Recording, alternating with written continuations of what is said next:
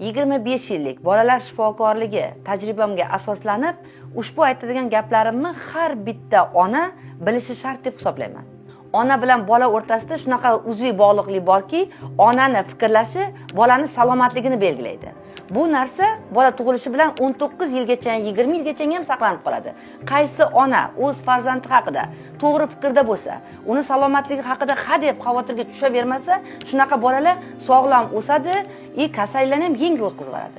Shunaqa onalar borki, hali bolasi kasal bo'lmagan, u kasallik bo'lishiga xavotirga tushadi, yuqib qolishini oldini olishga tashvishga tushadi yoki bo'lmasam-da kasal bo'lsa, asoratlarni oldini olish uchun keraksiz dori-darmonlarni berishimizni bizdan talab qiladi. Ana o'shunaqa onalarning bolalari qaytanga ko'proq kasal bo'ladi va kasallik yengil kasallarni ham og'ir formalari bilan og'riydi. Mani oldimga kelib, onalar bolam sog'lom bo'lish uchun nima qilishim kerak deydigan savolga birinchi bergan javobim, bolangiz haqida sog'lom gumonda bo'ling. Ana o'shunaqa bolalar sog'lom o'sadi, sog'lom rivojlanadi va hadeganda bo'lar bo'lmasa kasal ham bo'lavermaydi.